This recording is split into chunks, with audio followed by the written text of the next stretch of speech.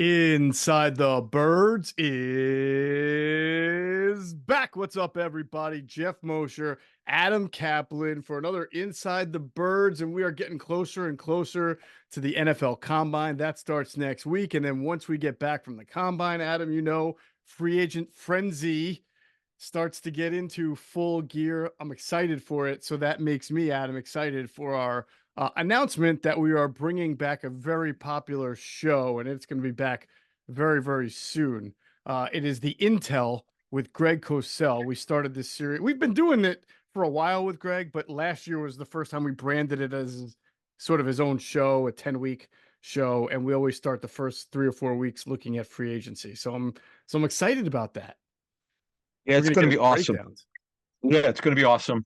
We're not doing every position. We do selected. We look at certain ones that'll connect with the Eagles, obviously.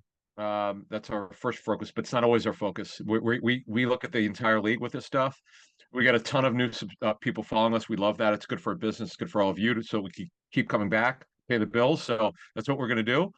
And we love the comments. Everybody learned something from Greg's information. So and we'll put some stuff out there too from what we heard, the early word on any of these players. So, and then today's show is actually really cool. We're gonna do something we really haven't done before. This one, and obviously free agency is always up first because it starts first. We're gonna look at the type of players that I think could be interested in or would match what they would be looking for by position. We know where they're strong, and we all know where they're weak. So there's some players who are going to be free agents, probably won't get franchised, or guys who have been pretty productive backups or low end starters who could help the Eagles because their depth, as we've said for weeks now, is not very good. It is not at a lot of spots. And this is going to be a great podcast because the Eagles have sort of started their free agency a little early.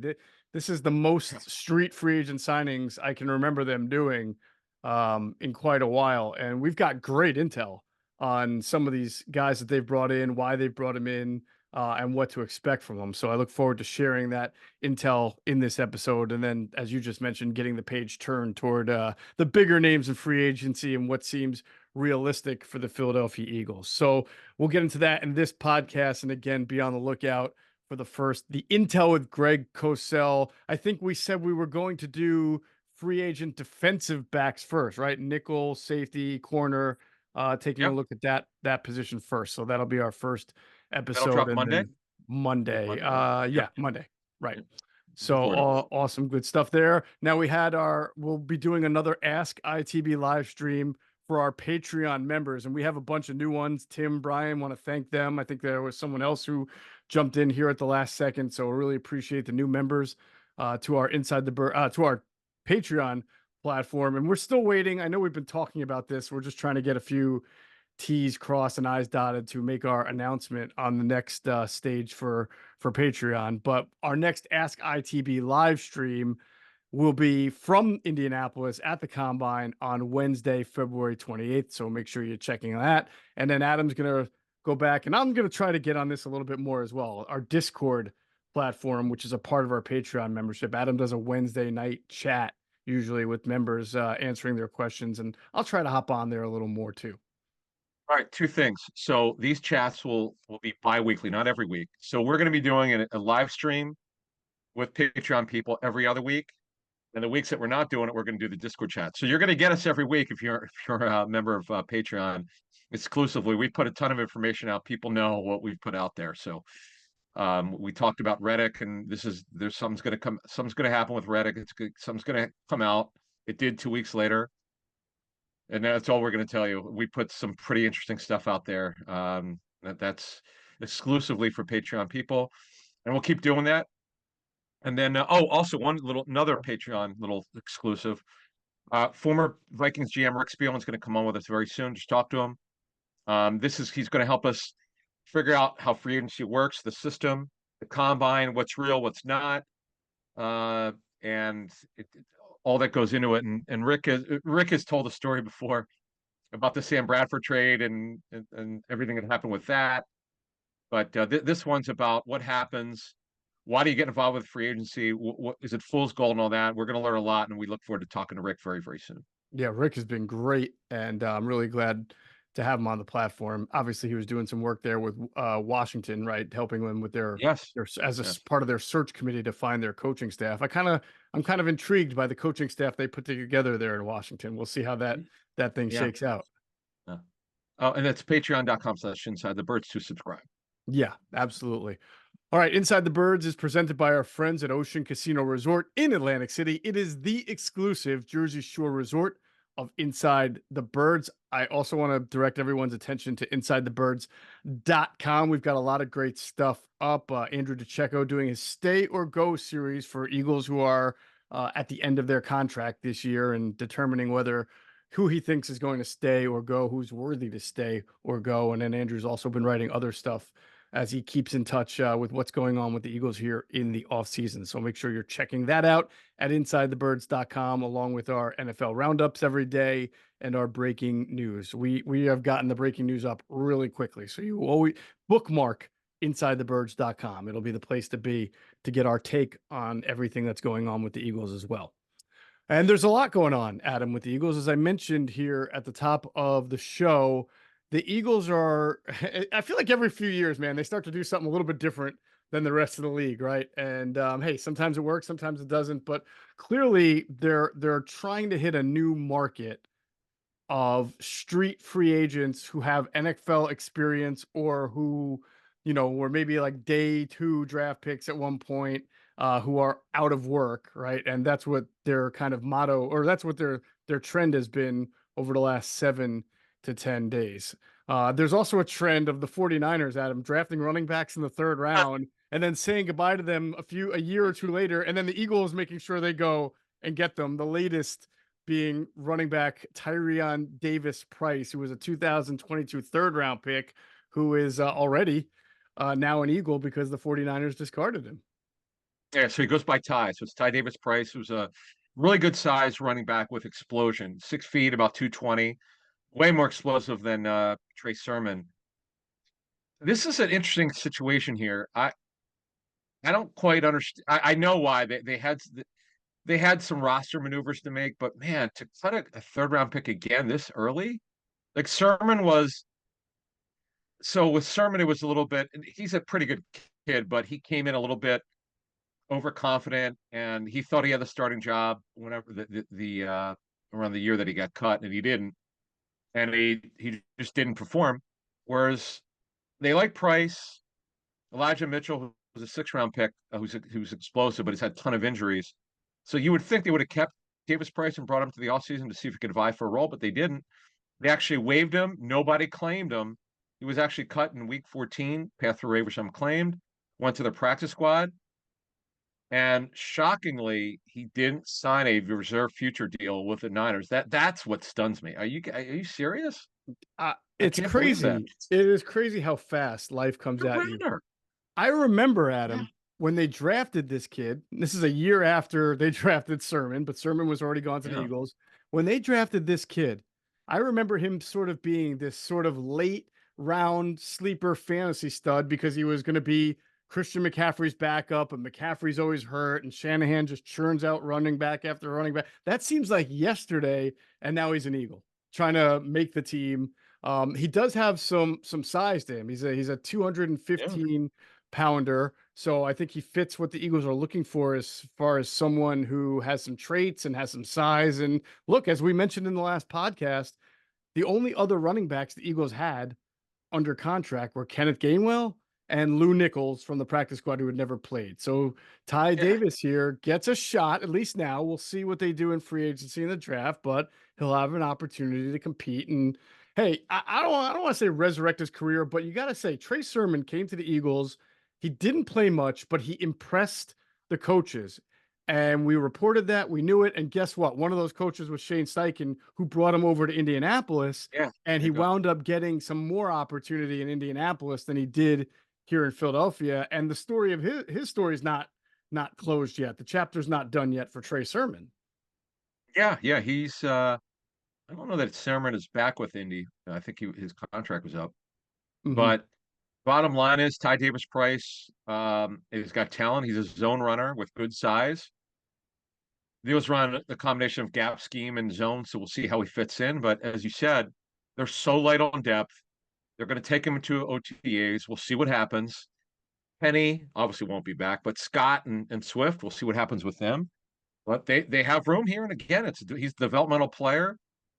If you really examine the Eagles roster, we've done this already pretty much, both sides of the football. Very few upside developmental players, guys who are backups who have a chance to contribute. They don't have a lot of those guys right now. Right. Because I'm not talking about frontline players like Jalen Carter and Jordan Davis. I'm talking about back end of the roster guys like Patrick Johnson, really good special teams player, not in the rotation defensively. Van Sumeren, nice story for one game, but he'll be on the team. But the question is, can he contribute? The guys like Ringo, great story. Late in the season, we'll see if he can contribute this year. Ricks was probably the best story of the back end of the roster guys. They don't have a lot of those guys. They need them, and particularly in offense as we speak here going forward. So here you go, Ty Davis Price. We'll see what happens. Yes, we'll see what happens. Now, I'm also really intrigued. You talk about high upside, right? With their offensive line signing that they made, the Eagles signed to a futures deal. Darian Kennard, offensive tackle. He was a Chiefs 5th-round pick in 2022. He has an interesting story. I've spoke to a couple of sources who have scouted him around the league. I'm coming out of college, and the college is escaping me right now. Is it Kentucky? Yes, I'll go check where. Yeah, coming out of college. yes. Yeah. Yeah, Kentucky. He played tackle. Seen as a little bit stiff, which is why he was a 5th-round pick. A little stiff for tackle. I heard from a couple sources that his opinion of himself, he needed to mature a little bit. Still needs to. His opinion of himself was very high, but obviously he went in the 5th-round pick. So the league's opinion of him was different than his opinion of him. I was told we were told he struggled to tackle. He spent last year on the Chiefs practice squad a good deal. He played both tackle and guard. And the feeling was that because he was stiff at tackle, he may have a better future at guard. In fact, we were told he played a little bit better. He practiced a little bit better when moved inside. Now, he still gives you tackle guard versatility, but for now, it appears that guard inside offensive line might be his better option. And we were told the Chiefs wanted to keep him, Adam, and even put up an offer that was the same as the Eagles, but he felt he needed a change of scenery. So that's why he took the Eagles offer. He's a kid who, as we were told, he wanted to have a chance to compete on the 53. He was on the practice squad. I don't think he got elevated very much. So he didn't see opportunity, wanted opportunity. And now he'll get at least an offseason of Jeff Stoutland University to see if that makes a difference. Yeah, he spent the entire season on the practice squad. He never played. Right. So now, when you really look at it, they don't. Again, this is yet another position with Driscoll up. Tyler Steen is not seen as a developmental player. He was drafted to start for Jurgens to replace Kelsey and Jurgens to start at right guard. They don't have anyone under contract right now. So Suapetta's not. Right. So here's a perfect opportunity. He goes to OTAs, press the coaches enough that they bring him to training camp and see what happens. But positional versatility, man, they need that swing offensive lineman. Fred Johnson's only a tackle. They need someone like Driscoll could play guard tackle. I don't blame him. This is actually a smart thing by the kid. Now he's got to prove himself right and reward the Eagles here with being able to make the team. We'll see. Yeah. Yeah. By the way, think about this. This signing made me think about, and in our last podcast also, about all the young interior offensive linemen, backup depth guys that the Eagles have tried to groom throughout the years, but keep losing. I mean, go back to Nate Herbig. They had him for a while, but eventually they lost Nate Herbig. Eventually they had Coyote Owosika. They lost him. He actually started for the Lions in the playoffs, right? Jack Anderson claimed him off waivers from the Bills, had him in their system. The Giants took him, right? They had Tyree Phillips for a little while. They got him from the Giants. The Giants took him back. That's 4. They had Julian Good-Jones, right? They thought could be a backup center, compete for a spot center guard. Well, he got signed by Washington. The Eagles do a great job of trying to stockpile talent. And I guess they do too good job of coaching them, Adam, and putting out good preseason tape because all these guys have gotten claimed or signed off a practice squad. That's tough. That's 5 guys. That's what I was saying. They just don't have those guys. They really need these back end guys who could maybe stick around 3, 4, 5 years. they're probably not going to start elsewhere, so maybe they'll stay with the Eagles. So it's worth a shot here. Look, they're kind of dart throws, Hmm. quite frankly. But when you look at it, you never really know, man, with this stuff. You never know who's going to with Jeff Stoutland coaching them. You just don't know. Right. Sometimes they could stick. He's got a history of developing these guys, and Bill Petta is a really good story. Yeah. Undrafted free agent. It was here for so many years. So, and by the way, we should mention the Julian Aquara contract terms. Wow, the guarantee we from our source. This is I don't know what it is with them in $550,000 fully guaranteed or 650,000. But as the source we spoke with, who was a longtime contract negotiator for teams, he's been involved in it in that kind of stuff. He said in his opinion, based on the structure, Eagles are clearly thinking he's going to make the team. Obviously, he's not going to start. That's not what they're thinking. Hmm. But this is a rotational thinking 10 to 15 sacks, maybe more per game. So it's a 1-year deal for 1.3 million with upside, over 2 million with incentives.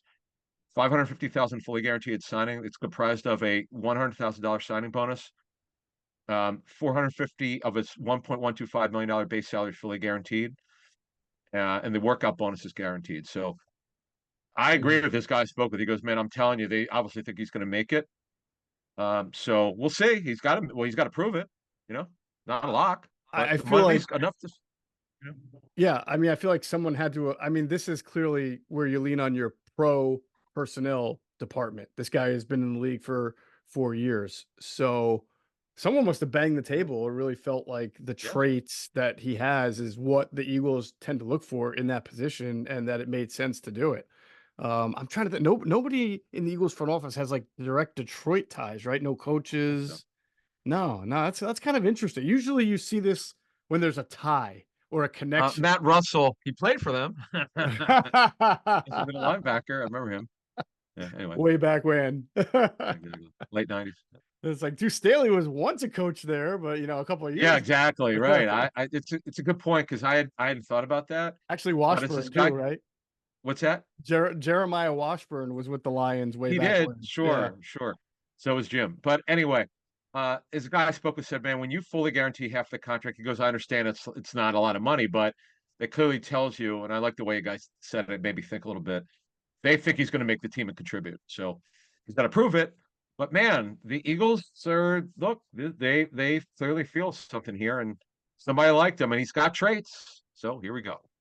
Like if you looked at the team right now, who would you say are your top three edges? You would say, hey, right now Hassan Reddick's on the team. So when I say edges, I don't mean Yep. like sweat. I mean more like on the ball linebacker Sam edge. Anyone who could Hassan Reddick. rush, just anyone who could rush, anyone could rush. Yeah, but I don't know that Okwara can play like Sweat could with his hand in the No, dirt, no, no. right? But you don't. What I'm saying, anyone who could rush the passer is what they're looking for. They're not worrying about whether the guy stands up or plays with his hand Oh, out. They right, want pass right, rushers. Yeah. right, right. So because a nickel, you play a 43 front everywhere Of anyway. course, So of course. So you you got play with your hand Reddick, down. Right. you So got Reddick. Yep. Sweat, Yep. Graham. I mean, and Nolan Smith. That's really just Right. four. And And Brandon, yeah, and you I don't thought know you made a about good Brandon. right. And you made a good point a couple of weeks ago. You said even if he's on the team, he's not going to. He's got a placeholder salary. If he's coming back, he's going to get paid obviously more than $1.5 million. So, let's put BG to the side right now. The Mhm. realistic players are going to be on the team are Sweat. We're talking guys who can just rush the passer. Edges, Sweat, Reddick, Nolan Smith. I'm not counting Patrick Johnson because he only plays on specials. When I say only, yeah, 8% on defense doesn't count. I'm sorry. Right. Um, but again, he's not lining up on defense unless there's an emergency. They Hmm. need more pass rushers. And O'Quarr would be the fourth guy. And I know they're going to draft somebody, Hmm. and they may added someone in free agency. But man, the more, as Andy Reid would say, more fastballs you got, as Jim Johnson, the late great Jim Johnson would say, the more you got, the better off you are. You need depth. Mm. Again, And Aquara's got length. Yeah. by the way, Okwara has played special teams for the Lions. So if Oh, he makes it okay. as a fourth or a Okay. fifth, he played Yeah. 22% of special teams last Okay. year. 3 years ago, he played 38% of special team snaps. So that's something to There you watch go. as Yeah. we That's discuss. Good important, by the stuff. way. Yeah. That's how like when this is, and we'll ask for Spielman this, but I remember hearing this before. When it's very even with back end players, it's strictly about special teams. When it's even if the guy's a good pass rusher, but he doesn't play on specials, if he's a fourth or fifth edge rusher compared to a fourth or fifth running back who's really good on special teams, that pass rusher probably not going to make it unless he's so gifted. I get guaranteed money comes into it, but if it's even, if all things are equal, they're going to go specials. Highs go to the runner, and that's special. We saw that last year. I can't remember the kid's name now. They had gotten him from the Vikings. He showed some really nice burst off the edge, but Patrick Johnson made the team over this kid. He had the length. Who am I thinking of, Adam? Oh, Robinson, Janoris Janaris Robinson. Robinson, right. And he was body beautiful. He was long and uh, what round? Do you know what round he was taken? I thought he was like a Vikings 4th or 5th round pick. And that was a decent, yeah, decent. I'm gonna look. I think he went to the Raiders. Yeah, he was. He's with the Raiders. 4th round pick. Man, damn, too bad. Oh well. Yeah. 134th overall. But yeah, I mean, you would have definitely said watching training camp last year that he had more juice off the edge than Patrick Johnson. But to your point, Oh, Patrick way Johnson more. far better on special teams, and that's why he made the team there. Yep. All right, we're gonna go take a look at some offense free agency. We'll get to defense in the next pod. Free agents on offense here. First, we'll pause a real quick to hear from our friends at Ocean Casino Resort in Atlantic City. Go to get your game on. Go for the beers. Go for the cheers. Go for the hit and the hits. Go for the stakes and the stakes. Go to get your parlay on. Go to get your party on. Go for the scene. Go for the screens. Go for the gallery. Go for the win. Go to Ocean. Visit theoceanac.com to plan your visit. All right, so I'm excited about this. I always enjoy. It's too early for draft. I mean, we're all knee deep into figuring some things out, but it is free agency time, and I always get excited when we start talking about the Eagles and free agency. I do feel like the Eagles are going to have to be active. They have too many holes, both on defense and just in some key spots, to just sit there and sit idly by. They should have some money clear up, depending on what happens with some players here. And as we know, Howie can always restructure about 1 million contracts to clear money if he needs to. So let's talk about the quarterback, because hey, Jalen Hurts could always get a restructure if need be. But obviously the Eagles are going to need a veteran backup. I want to draw everybody's attention to something that Marcus Mariota said, and Andrew DeCecco wrote about it at the end of the year on clean out day, or maybe even before that. Marcus told Andrew, or told reporters, that he came to the Eagles in this kind of no man's land mindset. Like, I'm not sure where my career is at. You know, I'm a backup now. First time he's had to really accept just being a backup. Well, he was with the Raiders, but he was trying to get back. So second time he's a backup. And by the end of the year, he said that just being on the Eagles rekindled his desire to really want to be a starter again. Okay. I don't know that anybody's going to offer him a job. No, but it might mean that he's looking for a place where he thinks that quarterback uncertainty, as opposed to here with Jalen Hurts locked into a really good deal, maybe he looks for a different place. I don't know. But the point I'm trying to bring up is that the Eagles might need a different veteran quarterback this year. And as we talked about, Adam, last week, I'm sort of intrigued by Tanner McKee's development and where that fits in. We know they're going to sign a veteran quarterback. They have to. The question is, how much guaranteed money are they willing to give? Is it just as much as they did last year? And who are the you look at some of the names out there, and I see these would match well, but some of these guys are pretty good. Like, they're better than Mariota. Well, okay, so let's get into that. Now that sets us up very well. Jacoby Brissett is a better quarterback than Mariota. This is the way the NFL looks at it. He was the highest paid backup quarterback in the NFL last season, more than Taylor Heineke. You know, Brissett has not had an agent for years. Bill Parcells, I don't know how he knows him, but I know he's been a mentor for Jacoby over the years. But anyway, I talked to a Manners player the last couple months. I just ran into him somewhere, and he said he's just so smart. Like he's a typical veteran. He's so great for the quarterback room. You're looking at, he's a high end backup. He's a bridge quarterback. It's highly unlikely he's going to get a chance to start. And see, I think I don't know this for a fact. My suspicion is he'll be out of the Eagles' price range. They spent $5 million fully guaranteed on Mariota. Brissett should make more than that. So it would be tough to get him. It would be a great sign. And by the way, he's been a goal line quarterback. He's been a guy that, especially quarterback, you put in for quarterback sneaks. He did that with couple of the teams he's been with. Been with a lot of teams. Remember, replaced as an emergency Andrew Luck. So this guy's been around. High character guy. Next guy's Jameis Winston. Everybody knows about Jameis, first pick overall in 2015. He also would be high end backup. I say that he made around $5 million total last season. So now he's not the most mobile guy, but he's got a great arm. We know about I called it the bad 30 for 30 when he had 30 picks or 30 turnovers and whatever touchdowns. He hit over 30 touchdowns, but guy's gifted as a passer. Now he now knows most likely he won't be competing for a starting job. So Jameis has been humble that way. So that's another name to keep an eye on. Gardner Minshew. Now Gardner, the Eagles wanted him back last year. What we reported at the time was he barely wanted to have a chance to start. Yes, he knew Shane Steichen, obviously, but the big thing is it was his sense, and he had good information. They were going to draft a quarterback. They did. Now he didn't know Richardson would get hurt, but he thought that maybe if they drafted a rookie quarterback, maybe the guy wouldn't be ready. Well, Richardson sort of was. He looked good before he got hurt, but he got to play. We'll see where Gardner does. The next guy, I really like watching Snoop Huntley, Tyler Snoop Huntley. It's been a good story of development as an undrafted free agent. He's up. He can move. He could scramble. He could run. He's got a decent arm. He started games. And then you got the ultimate journeyman in Tyrod Taylor, who the Eagles probably know. In fact, they just played him last season with the Giants. And then this guy, I hate to bring it up, it brings back bad memories. Drew Lock. Drew Lock.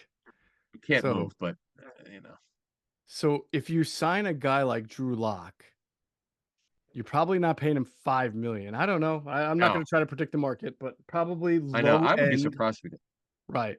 And that sort of enables you then, if you let's say Tanner McKee just you're amazed by Tanner McKee. You're not afraid to make Tanner McKee your number 2 if you feel like he's ready to be, and then you can do whatever you want with Locke. You can keep him as your 3. If you wanted to cut him, you eat a little money there. But everybody else you named is there is really good backup quarterback. And I'm telling you, Adam, if Jameis Winston, now having been a backup for a couple years in a row, if that has humbled him at all, I can see him in the right team, system, coaching, almost being like a Rich Gannon, Brad Johnson, like later in your career, you played the game differently, you wised up, you had a chance, and because he's a really good quarterback when he's not throwing interceptions. I know that's how ridiculous that sounds, but I mean, he's got a great arm. He's not mobile, but he can pick you apart. He's had great games before. I always wonder if he could just land, like if he went to Pittsburgh, right? You almost think he could land there, get humbled up, get some good coaching, although Pittsburgh offensive coaching hasn't been great lately. But that's my point. Just finding that right spot and being a veteran. He could be a steal for somebody, man. Sure, as a backup, yeah, ton of start experience. With Jameis, someone from the Saints told me that one of the big reasons why they brought him back is he handled the benching 2 years ago like a total pro, and like he was humble there, but he such a professional. So much they decided, like, you know what, this guy handled it. We'll bring him back. He's going to back up Derek Carr. And look, when you accept your role like that, and benching like that, and you go, okay, this is what happened. I got to be better and whatever. So he did. Good job by Jameis, and we'll see what happens with him. It's one of the better backup quarterback lists I've seen. Now, it doesn't mean the Giants won't want, like some of these teams, like I'm sure Indy would want Gardner back. Why wouldn't they? Did a good job. Right. And they were close to being a playoff team. Huntley, why would the Ravens want him back? He's a good backup. Tyrod Taylor, why wouldn't the Giants want him back? The Drew Lock, okay, other than that little run against the Eagles there, he's really had a very disappointing career. He's got a good arm, but his accuracy's always been a problem. He can't move. He was severely overdrafted. I can't see the Eagles being interested. I'd be kind of stunned. Now, of course, they can say, "Well, look what he did against us." But I mean, his accuracy was a problem for about 45 minutes of that game, and then all of a sudden, the fourth quarter, last 5 minutes of the game came. I mean, we crushed him in that pregame show. I'll never forget it. I'm like, Drew Lock, really? You can't play. Yeah. I was like, you can't be serious. It just like Matt Patricia, and that was his first game, by the way, being the D coordinator, and all the nonsense that happened in the fourth quarter. Oh well, so that was that game, but not a bad list of backups. Yeah, No, not I think you just nailed it. This is one of the most impressive lists of even Jacoby Brissett, who he's a backup, a high-end backup. He is not a starter. You don't want him starting 16 games, but man, he's a good backup. So good stuff there. All right, running backs.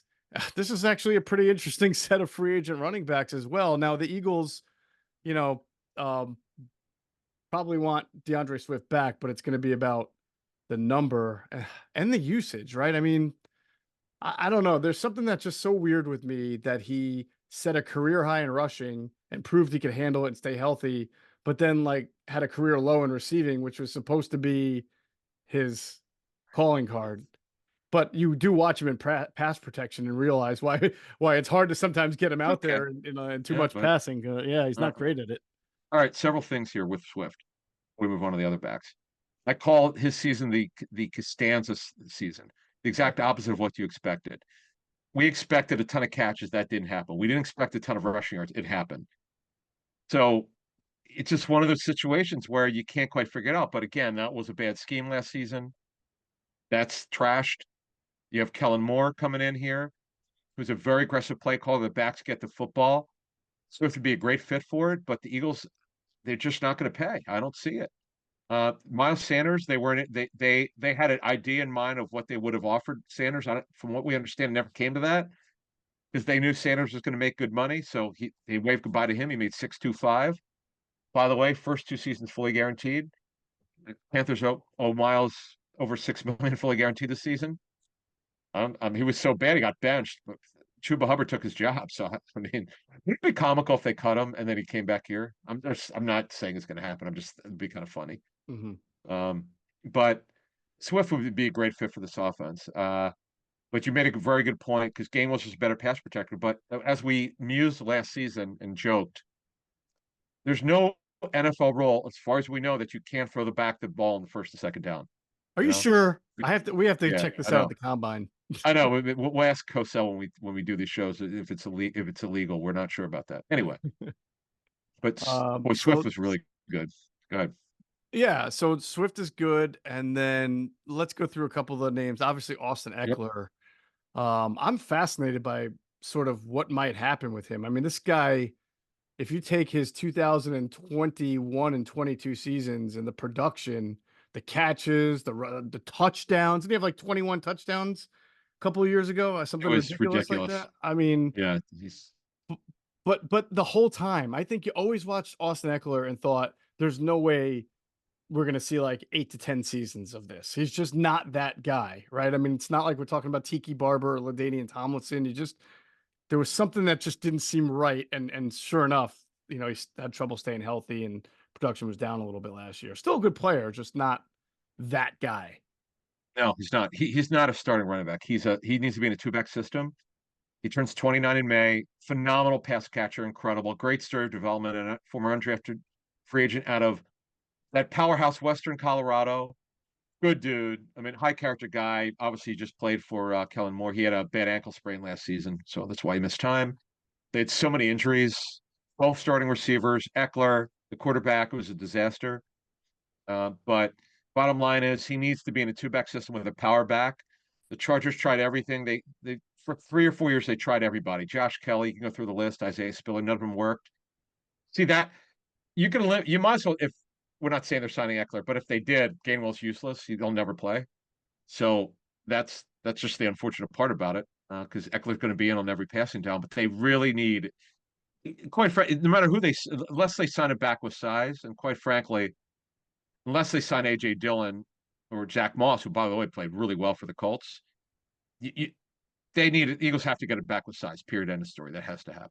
Yeah, I would agree with you. Eckler seems nice in theory, but that's not exactly the type of guy the Eagles need. And they want to spend money. Yeah, they're not going to spend money. Right. And I'll be fascinated to see what the market is for Austin Eckler. In fact, you mentioned, Zach Moss, A.J. Dillon, and Devin Singletary, who had a really nice finish there with the Houston Texans, actually showed he can be a little bit more of a bell cow because Dameon Pierce was getting hurt. And then by the end of the year, they were just using Devin Singletary more, and he was more effective. So, in fact, if I were Houston, I would try to bring him back. Pierce was actually, just so you know, Pierce did not get hurt. He got benched. My bad, bench. Didn't he get hurt earlier in the year though? No, he got benched because he's a terrible zone runner. He needs to be in a gap scheme. Mm-hmm. He was awesome year one. And remember, they went to zone with what the hell is his name? The kid. Kubiak? His dad was a coach. No. Kubiak. No. The Texans. Bobby Slowick. Slowick, right. I'm sorry. Yeah. Yeah. So Pierce was incredible year one, and then he just sucked. He was terrible. He needs to be, the teams, when you scout players for pro personnel, you got to know, like, running back's a little more tricky now. When the scheme changes, like, I didn't know that for fantasy. I had no idea. I didn't know that he wouldn't be a good zone runner. He was terrible. He I mean, literally was running into a wall. He had no instinct for it. Pierce and Motor Singletary, that's his nickname. Motor was really good. He's kind of a tweener, not real, not average size. Right. But the story here is Zach Moss. He led the NFL in rushing after 4 weeks because Jonathan Taylor was coming back from his injury, and the Bills handed him the start. The way we understand it is the Bills handed him the starting job more than once, and he just blew it. But if he's in a two-back system with like Gainwell, that would be a good fit. And by the way, sneaky catching the football on early downs. He has decent hands. Mm-hmm. And then there's A.J. Dillon. The last guy is A.J. Dillon, who was a former second-round pick. Very disappointing last season with the Packers. Boy, he'd be a great fit in terms of trying to find a power back. Now, what's Dillon want? There's a saying in personnel. It's, you can like the player, but what's the cost? And that's the thing with Dillon. Very interesting stuff. So I'll give you my quick synopsis on what I think might happen here at running back, Adam. Okay. I feel like I don't think that the market for running backs is good. I just personally don't think. I think that it's got more name than actual really good players. We talk about Saquon Barkley all the time. Is he a great running back? No, he's a great athlete who has okay vision, okay contact balance, but can break one for 60 yards and then make it look like he had an unbelievable game. I think the NFL sees that and knows that. The Giants see it and know it, and they haven't exactly bent over backwards to try to make it work with him yet, right? The Raiders running back, he's good. I like Josh Jacobs. Yeah. He's not on our list because that's not happening. Right. Yeah, I'm setting the stage here. The bigger names, I'd be and by the way, there's a couple of them, and there's also the Dallas Cowboys guy, Pollard, right? So how many teams need and want those kind of running backs? 3, 4, 5. So eventually those 3 guys are going to get signed somewhere. And then what's left for Eckler and Swift and Singletary? I just don't think the money is going to be abundant for these guys. I'm not even sure it's going to be abundant for those top 3 that we just mentioned. There's none of those guys that strike me as oh my God, like we have to have this running back. He is amazing, No, actually, it's one of the deepest free agent lists we've seen in years. It's actually it's deep and talented, but the problem is money is dried up. Miles Sanders was the highest paid free agent running back at $625. Mm-hmm. That was last year. As you said, it's supply and demand. When supply outlives demand, money's not going to be. It's like anything else in life. The money's not going to be there. Good, you set this up very well. Mm-hmm. So Eckler, look, maybe the Eagles get involved. But can you imagine Eckler?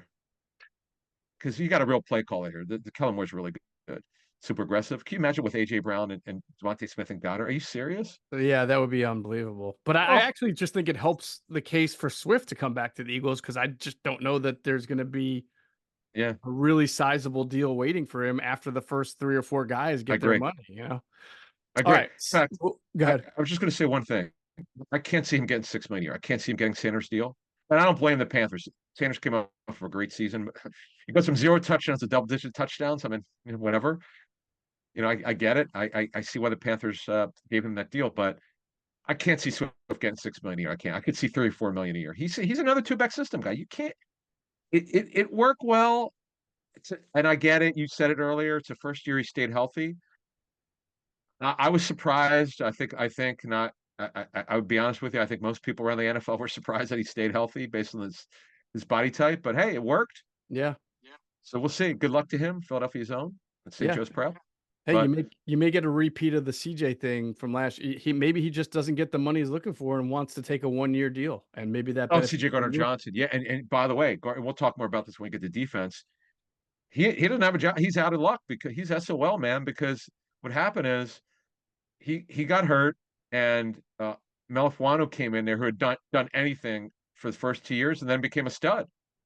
And the other safety, Joseph, is starting. So I don't know where Gardner Johnson's going.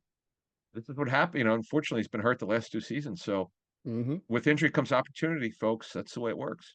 There you go. All right, so we'll see what happens there. Let's go to wide receiver. I think this is also really interesting for the Eagles because we're going to talk about this in terms of what the Eagles need in slot receiver. And there's, again, a pretty interesting and deep batch of slot receivers who you could see being effective and impactful in the Eagles system in their offense. And you wonder, I don't know how much I don't know that they're going to break the bank either because slot receivers in general don't typically break the bank. But obviously the headliner of the group is Tyler Boyd, who's been a really good and consistent wide receiver, slot receiver for the Cincinnati Bengals. I think he was outside until they wound up getting Chase and Higgins, and then that made him a slot receiver the last few years, where he really is that's where he specializes.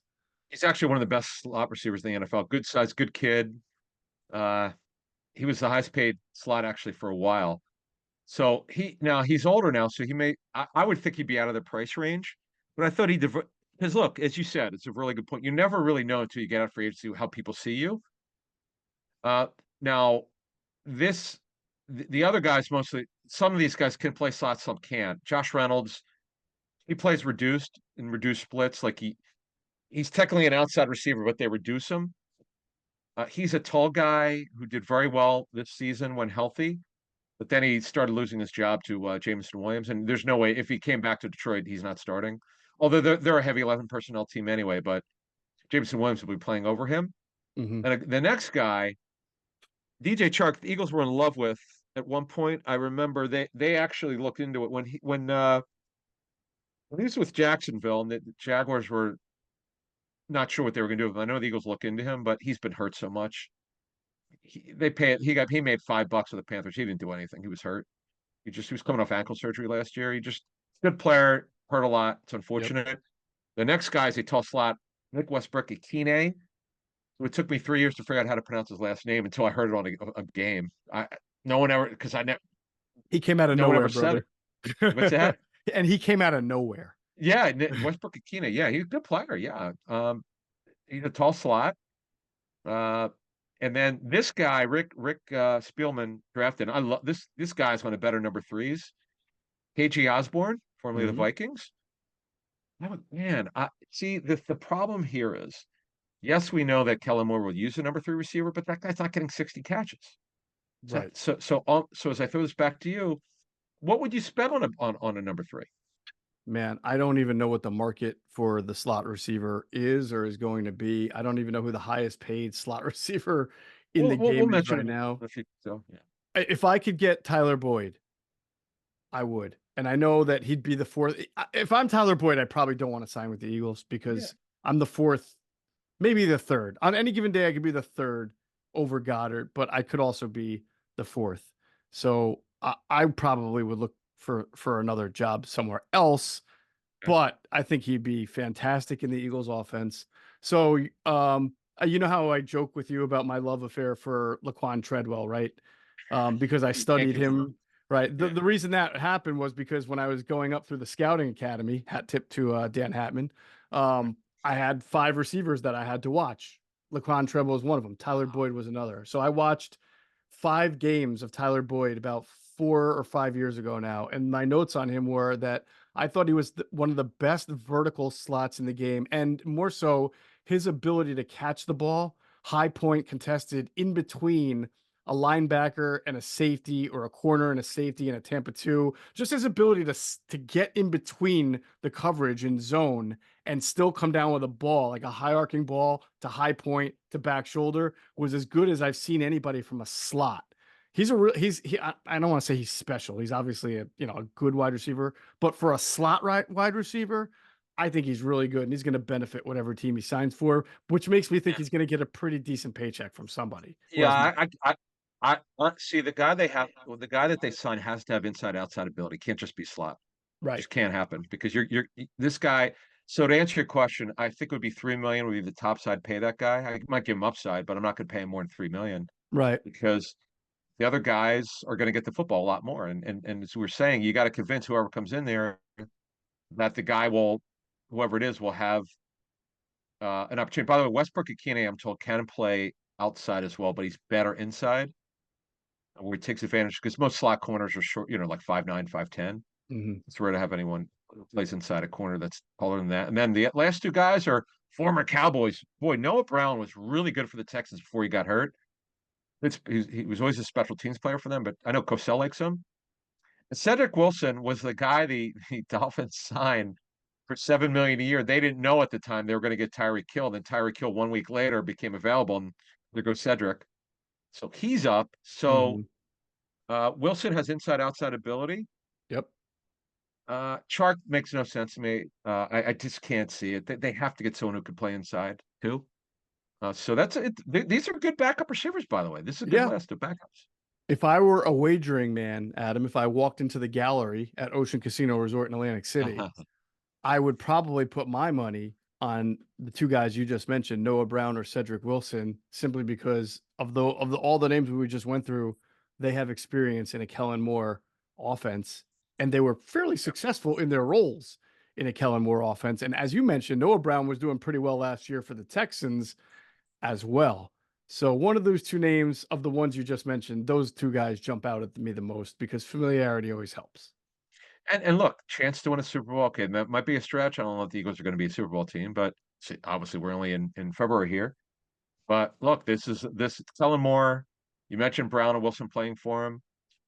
It just makes so much sense because they're good backup receivers, and Noah Brown, especially with special teams. So that would be receiver. Tight end, there's very little. See, the first guy on our list is clearly a backup now, but I don't think he was overdrafted. The guy was a pretty good athlete. That's Noah Fant, who has basically been he's the guy you bring in when you play 12 personnel. He's the slot tight end. He's the move tight end. He'll block a little bit, but he's a pass catcher. Kind of been an underachiever with Denver and Seattle. Has upside, but hasn't happened for him. Adam Troutman, who they thought was going to be the next tight end there, but in New Orleans, it just never happened. Yeah, this is not an impressive list to me as well. I knew you were going to say that. I think you're even being a little kind to Fant. I mean, he was I guess first round pick. He was 20th overall, and he did have a couple of 600-yard years in Denver, but 400-yard years in Seattle. I think that's an under. When you draft a tight end in the first round, I know you expect TJ Hockenson. Right, but again, though, remember we're only looking for a backup here to Goddard. Yeah, that's fair. These guys in Austin Hooper, who was a big time pass catcher athlete coming out of Stanford. He's kind of been a little bit better of a blocker. He's not going to wow anyone, but he's now been a journeyman. Those are the type of number 2 tight ends. See, Jack Stoll, as you're talking about the last show, our sense is they probably won't tender him. It doesn't mean they don't want him. It's that they don't want to pay that tenor, although they're not guaranteed if he's on the roster in the fall. The tenors, it's not a veteran minimum. It's a little bit, it's above that. So we'll keep an eye on that. But that's it for the backup tight ends. Yeah, I mean, I guess I'm just waiting 5 weeks into free agency. If one of these guys is still around with a really low price tag, I might jump on it, but I'm not. Low. Yeah. All right. We'll move on in a second to the offensive line. First, whether your resolution is to save money, eat better, or stress less, HelloFresh is here to help you do all three. So say hello to your most delicious year yet with fresh ingredients and chef-crafted recipes at a price you're going to love, delivered right to your door. So you've resolved to actually sit down and eat dinner around the table. Well, what do you do about those nights when your schedule is jam-packed? That's when you turn to HelloFresh's lineup of quick and easy meals, which includes their 15-minute recipes designed to help minimize mealtime stress. Every time we make a meal from HelloFresh, whether it's quick and easy or one of their standard meals, we're just blown away by the freshness, the taste, and the overall quality. They make food for everybody. If you love chicken, if you love steak, if you love rice dishes, if you love seafood, if you're a vegetarian, any great deal, they make it. You've got it. Here's their latest deal, and it's maybe their best one ever. If you go to HelloFresh.com/EaglesFree, you use the code EaglesFree, you get free breakfast for life. That's one breakfast item per box while your subscription is active. Free breakfast for life at hellofresh.com/EaglesFree. It's all one word. And use the code EaglesFree, EAGLESFREE, all one word, lowercase. So act now for America's #1 meal kit. All right, we'll finish off with a look at free agent offensive line. The Eagles do sign some, Fred Johnson was an example of signing a free agent offensive lineman. Steph Wisniewski was a big for them in 2017, helped them win a Super Bowl as their starting left guard when Isaac Seumalo wasn't ready. Yeah. How about that? How many rings does he have? 2 or 3? Dude, everybody forgets this. After he won a Super Bowl with the Eagles, he went to the Kansas City Chiefs in the same role, wound up starting again because somebody got either hurt, and then he won a Super Bowl with the Chiefs the next year. Is that not incredible? I knew it was something like that. It's just good for Steph. He's a second rounder. I thought it was a third, but it might have been Steph. I forget. Yeah. Okay. But man, that's an like chances of that, like 1 in 1,000. It has to be. It's unbelievable. Good for him, man. Nice story. Yeah. So on our list for offensive tackle, this guy, I remember, I'll never forget it. So George Fant's the name. George Fant was a college basketball player at Western Kentucky. Mm-hmm. Same school that the tight end for the Rams, pretty good athlete. What's his name? Tyler Higbee. Towards ACL. Tyler Higbee, thank you. Yeah, Tyler Higbee went to, but he didn't play football there. George Fant, so Seattle found him. So I remember going to their first camp, and they were like, "You got to see this kid. We got one here." I'm like, "What do you mean?" Like, "No, we got someone who's going to make our team probably start for us down the road." I'm like, "How do you know that? He wasn't even drafted. He didn't play football. He had to be like the way that I remember it being told to me, like he had so many people in his ear saying, "You got to play football, dude. You're so tall," because he was a hooper, and he finally.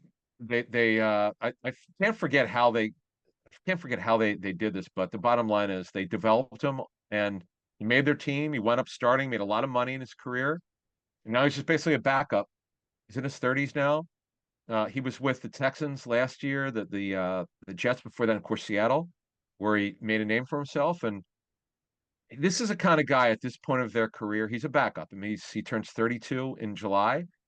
And he's had some injuries. He had an ACL injury early in his career. But I'll tell you what, man, this is the kind of guy. Now, he's definitely better than Fred Johnson. I know the Eagles like Fred Johnson a lot. It would cost a little bit more money. But, hey, it's a name out there. Can he play right tackle? Yes, he's played both. Okay. Well, it'd be interesting if you had Fred and Fant to play. One could be your backup left, one could be your backup right. I think Fred's played both as well. So, but they like Fred as the backup left. Yep. But George Fant has way more experience, way more. Yeah, that is true. Absolutely true. Who else? We've got Cam Fleming, who's been around for forever, right? Yep. He's more of a right tackle. He could play guard if you need him to. Yeah, you're right. He's been around for a lot of teams. Chuks Okorafor just got cut by the Steelers last week. He finally got announced. He had a roster bonus due of $4 million, we're told, and they weren't going to pay because he was basically a backup. He got benched. Yeah, so he can not play a bad both. Backup though. I mean, I know. I mean, they won double-digit games with him as a starter. Yeah. So I mean, it wasn't pretty all the time, but yeah. So that's another guy could play both sides. And Josh Jones, the reason why I put him on the list, Josh Jones was the guy who blew up the Senior Bowl some years ago. The Cardinals drafted him, and he could never find a consistent starting spot. This guy's no one thought he could play guard, but he wound up playing guard, so he's got positional versatility. This to me is he was acquired from a trade from the Texans, from the Cardinals by the Texans, and he wound up learning how to play guard, and he's not bad. He's got some starting experience. He's turned just 27 in June. This is the kind of guy. If you could convince him to come in here for like $2 million a year with upside, maybe $3 million, he could back up. I'd rather have him than any of these offensive linemen because this guy's got talent, pretty good athlete. Some people thought he was it sounds crazy to say overdrafted in the third round because he kind of came out of nowhere with a great Senior Bowl. So you know what? 2020 Senior Bowl, third rounder. I would absolutely take a look at this guy. I chuckled as you say it's kind of crazy to call somebody overdrafted in the third round because my mind immediately shifted to Davion Taylor. Oh, no, sorry. But yeah. Sorry. I had that one coming. It's not that crazy, Adam. We did it for about 2 or 3 years. Well, that was a major mistake. It's just so dumb. I can't even. Nice kid, but man, Yeah, it's not his fault. Yeah, absolutely What not his I fault. know, and when we had teams telling us they had 6-round grades on them, I'm like, what? How does this happen? Anyway, I digress. Yes.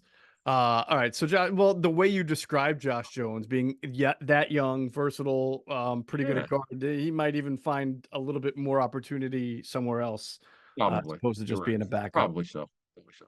All right. As far as other guards, you got some veteran names here that I like. Yeah, now Graham Glasgow could play center or guard. Let's see, he Mhm. doesn't. He had to start late in the season due to injury, but he's basically seen as a backup now, high end backup, obviously. Yeah. Somewhat older player. I would think Detroit would want him back. Obviously, he probably is going to look for a starting job somewhere. But look, he got humbled, by the way. He never got the starting job, so he had to sign up for backup money. So With that's got to keep an eye on. Go ahead. with who? He never had a starting job. No, what happened was Mhm. Denver didn't offer him a starting job back. He went to Detroit to be a backup. He was their Right. top backup interior lineman. He only Mhm. started because someone got hurt.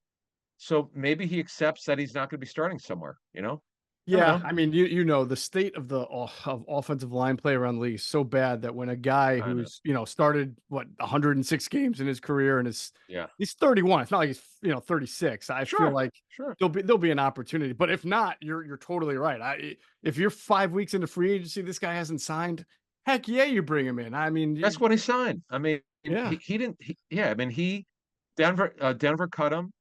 Hmm. He thought after Denver cut him that he was going to have a job, and he wound up going back to the team that drafted him. Yeah, he turns 32 in July, so we'll see. I mean, Okay. yeah, I would agree. You make a fair point. And then the other guy, former University of Penn Quaker, Greg Van Roten, who really was a great story. Typical journeyman. No one thought Hmm. anything of him, and he wound up being a starter for the Raiders. Look, he's only a guard. With Buffalo, Green Bay. He's total journeyman. He's with 7 teams. Yeah. Twilight of his career. What's that? Yeah, this is a great immaculate grid guy. I mean, he's played for almost like 5 or 6 teams. Actually, seven. Seven. Is it 7? Yeah. One, Green Bay, two, Seattle, three, Jacksonville, four. Carolina, Jets, Bills, Raiders. Yeah, he Yeah. just never appeared in a game for Seattle, so that wouldn't Yeah. count for the grid. But go ahead. Sure. I see what you mean. Now he turns 34. Wow, where's time gone? I Turns know. 34 in next week. So yeah, I mean, if he doesn't find a starting job, look, if you're trying to make another playoff run, I don't know about Super Bowl. The Eagles are in some sort of a transition here, as we talked about some weeks ago, but why not? And hey, you went to Penn. Yeah, and you know what? Going back to Wisniewski, Adam, I think when the Eagles signed him, he had center experience as well. He was a guard You did. slash center. So Yep. the Eagles, Yep. it would be, I mean, with Cam Jurgens now starting, with Jason Kelsey, if he retires, out of the picture, I think they really do need someone with snapping with center experience. They sort of got away with it last year. We always said if Kelsey got hurt and Jurgens would have to play center, there's nobody who could back up and snap. So Mhm. this would be the year to get that veteran in if he's available at a decent price to say, hey, this can be our backup guard slash center who has experience. I think you're on the right track with that. Absolutely. It was stunning when was because Wisniewski was seen as he's too small, Yep. not strong enough, and it's a little bit of a stretch, but just think about it. If they didn't have him for the Super Bowl run, I don't know. You just you don't know. But he was with the Eagles for 3 years. Mhm. Drafted by the Raiders in the second round of 11, and his uncle was Steve Wisniewski. He played That's for the right. Raiders as well. That's right. You know what? He wound up winning the ring. He came back for another year and then won a ring with Kansas City in 19. You're right. So it wasn't back to back. It Right, was right.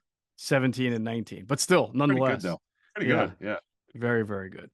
All right, good stuff there. That rounds it up for the offensive free agents. A lot of really good depth names, which matches what we're talking about. The Eagles don't need a lot of starters on offense. They need depth pieces. They need guys. Yes. That was the key to their 2017 Super Bowl, guys who could just step in and play when they had injuries, which they had a lot of in 2017. Vitae. So, yeah. Vitae, one of them. Man, the corners. Remember Ronald Darby Yeah. missed 10 Yep. games? But one more thing here. The key to Big V was he's the typical back end of the roster guy. Yes, you don't know till you get there. We know Was the Washington game his first game was terrible? Yes. Was that Yeah. And Ryan Kerrigan just ate his lunch on the first right? snap. Right. He was his assistant coach for the Washington. But the reason why I mention him is like these are the kind of guys you got to get right in the back end of your roster 100%. and give them a chance and stick by them. Unless you absolutely don't, like with Davion Taylor. Now he was a third round pick, shouldn't have been. Look, when it's clear, okay, move on. But with Big V, you got to give the guy a chance, and they did. And want to making $10 million a year with Detroit. Fancy that. Hey, fancy that. Great stuff. All right, next podcast we'll cover any more signings and news and notes, and then we'll get into the defensive free agents, which I know everybody is licking their chops at hearing because that's going to be big for the Philadelphia Eagles. That's going to do it for this episode of Inside the Birds, the leading podcast in Eagles Intel. As always, we thank you for flying with us inside the Birds.